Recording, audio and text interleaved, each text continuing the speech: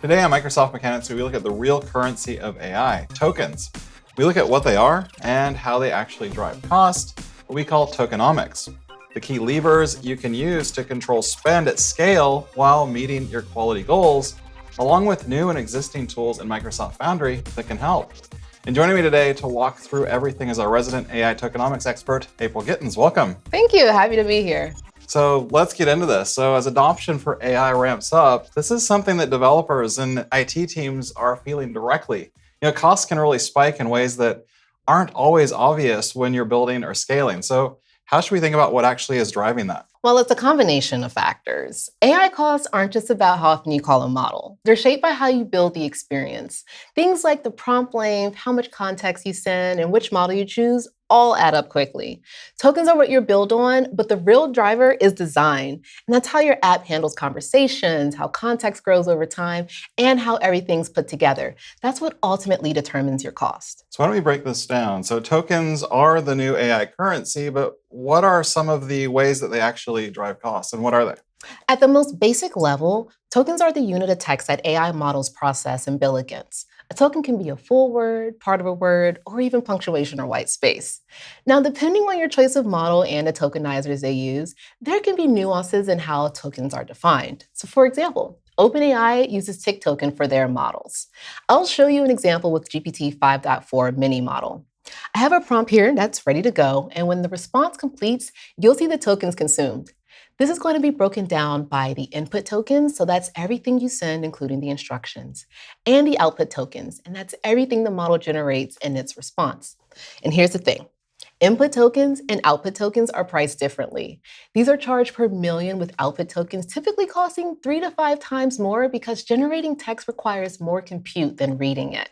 A single interaction therefore incurs costs based on the total tokens processed, not just what the user explicitly types. So all that sounds pretty straightforward, but costs can get unpredictable pretty fast. So what are some of the most common gotchas that will inflate your costs? So I'll start with the first one. It's what I like to call the context window creep.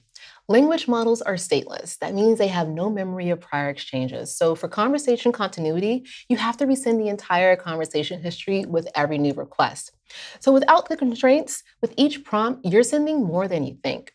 First, there's a system prompt to define the assistant's behavior. And with each turn, the full conversation history is sent so that the model can remember the context. Let's go ahead and try this out. I'll ask, what is the capital of France? And it'll respond with Paris.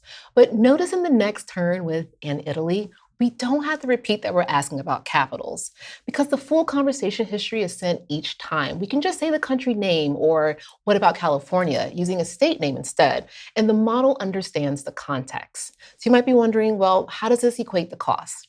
Here in the logs, if we look at turn 1, the prompt tokens consumed were 34. And even though the second request is shorter, the prompt token count grows to 52 because we're resending the system prompt in full conversation history each time. But by turn 3, we're sending all prior exchanges along with the latest message, and that's pushing the input up to 71 tokens.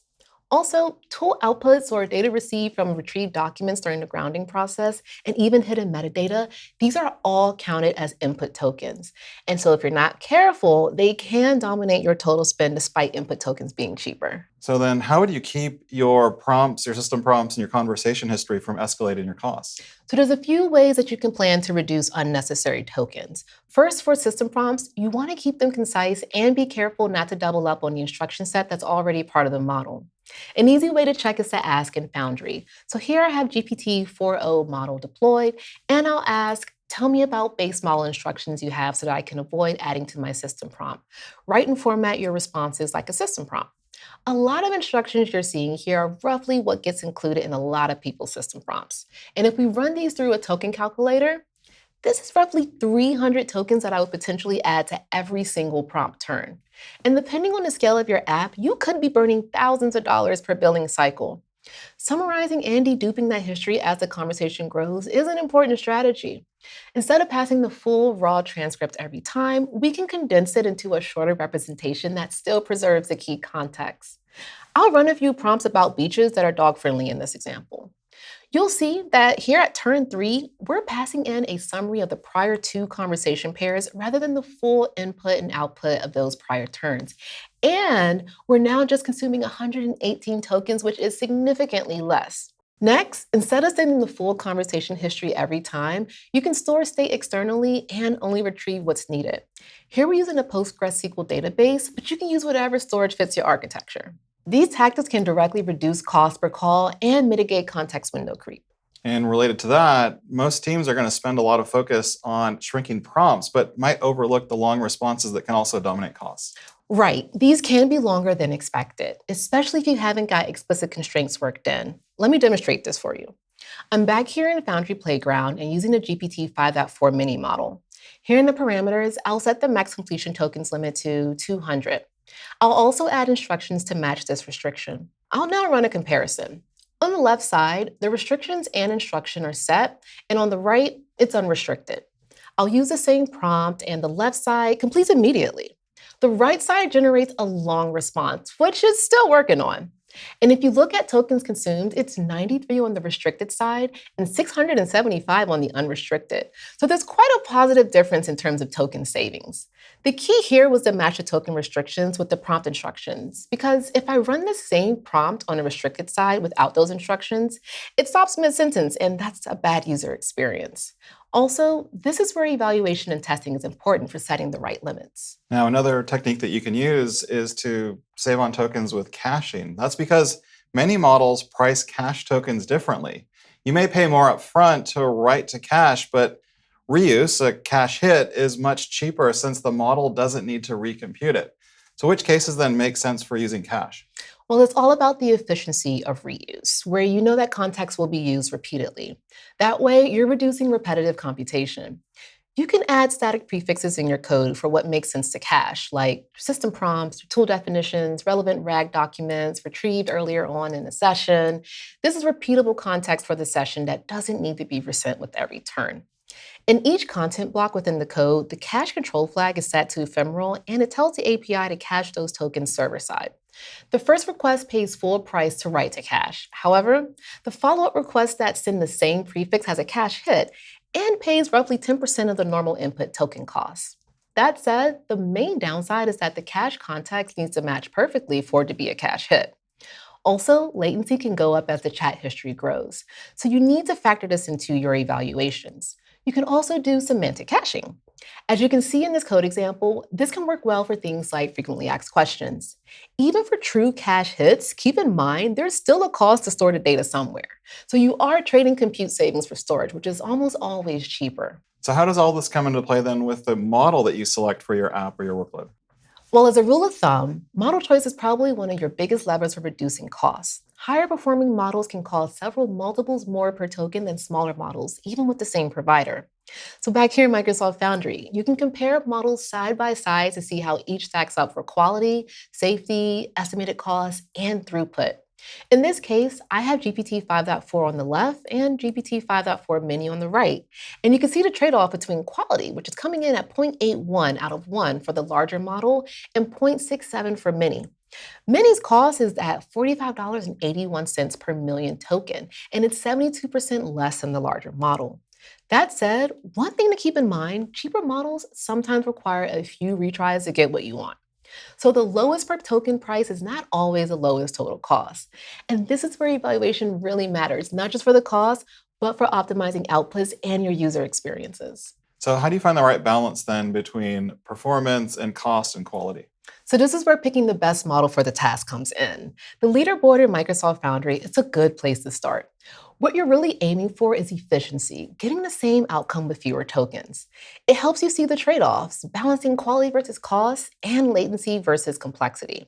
And if you're not sure which model to use, there is another option in Microsoft Foundry that can also help you make the decision. It's called the Model Router, and it's available in the model catalog. It selects the most suitable model for each prompt based on its complexity. For example, complex tasks will go to the frontier models, and simple tasks will go to smaller models. It's just one endpoint, and there's 3 routing modes. There's balance, quality, and cost, where each optimizes for those outcomes. That said, you might also need to give models access to tools like APIs, data retrieval, or functions, or even MCP servers to extend what they can do. So what impact does that then have on token consumption? So when you give a model access to tools, you have to describe those tools in the prompt every time the model runs. All of that gets sent as input tokens with every request. Even if the prompt response only requires one tool, you still pay for all of them. And this is where the Toolbox in Microsoft Foundry helps. Here in Microsoft Foundry, I've created 3 different toolboxes with different sets of tools. In fact, here's an example of a toolbox. It has 30 tools and 3 Azure functions. Instead of sending every tool definition on each request, Toolbox works like a router that dynamically selects the best tool for the job, reducing token inputs while improving accuracy. I'll show you this in action. So back here in the Foundry playground, I'm going to compare 2 agents. The one on the left, Agent A, is not using Toolbox. The one on the right, Agent B, has Toolbox configured. So I'll run an identical prompt, show me our product catalog, in both, starting on the left, and then I'll use the same one here on the right. Both agents return nearly identical responses. Now, if I move into the agent run details for both, we can see the impact of using the toolbox. Agent A without it consumed almost 4,700 tokens, and Agent B using the toolbox only used 467 tokens. That's a massive 90% reduction for input tokens without any quality trade-off. So far, we've looked at prompts, model choices, and tools. Each one of those helps, but there's no one-size-fits-all solution. It really just depends on your specific use case. And that's why evaluations matter. They show you what actually works. And this is where another tool called Agent Optimizer can help. It tests your prompts, models, and tools together to find better configurations. From a cost perspective, by improving output quality, it can let you use a smaller, cheaper model while achieving similar results. Also, you can optimize for specific goals like token efficiency by using your own evaluators to guide it. Once you've set up evaluations in Microsoft Foundry for your agents, Agent Optimizer will look at what you have in place and optimize it for each across the evaluation dimensions you've defined. From VS Code using the terminal, you can run this through a few different iterations using AZD AI Agent Optimize. It looks at your prompts, tools, and model choices. It'll run iterations and identifies better configurations automatically, creating new candidate builds that you can compare against your existing configurations. The process takes a moment to complete, so we're going to jump ahead to the results. And you can actually see here that it found a candidate that was able to move our previous agent's 70% score to a 90% pass rate. And it even builds a new agent version for you to test its optimizations before you put it into production. And that's going to boil down to fewer iterations and also fewer tokens consumed in the long run. So today, we've covered the basics of tokenomics. We've also just scratched the surface here because there's a lot more things that impact costs. Yes, but don't forget that you have to treat costs holistically. Tokens are just one piece of your overall AI cost picture. How much data you send and how efficiently you process it are huge overall cost drivers. Quality data retrieval also really matters to avoid less relevant input context, unnecessary iterations, and in turn, lower quality outputs. That's where Microsoft Foundry IQ helps you organize and ground multiple enterprise knowledge sources for AI. It's a single endpoint for developers, and when a query comes in as part of your information retrieval, it uses a small language model. It runs a planning step, deconstructs the query, and routes different parts of the query to the corresponding knowledge source. Once it's complete, it returns the results to the agent as context. Additionally, infrastructure efficiency for Azure resources that don't use tokens is also important, including the containers infrastructure, VMs, databases, storage accounts, and networking. It all adds up. So at the end of the day, the tokens might be something that you're built on, but it's how you design your app that really determines your costs. And if you focus on that, you can scale AI much more predictably. So for anybody who's watching right now, what do you recommend as next steps? So to learn more, check out the tools in Microsoft Foundry at ai.azure.com. And for more about managing AI costs, go to aka.ms/Foundry Tokenomics. Thanks so much for joining us today, April, explaining everything about tokenomics and your options. Keep watching Microsoft Mechanics for the latest updates. We'll see you again soon.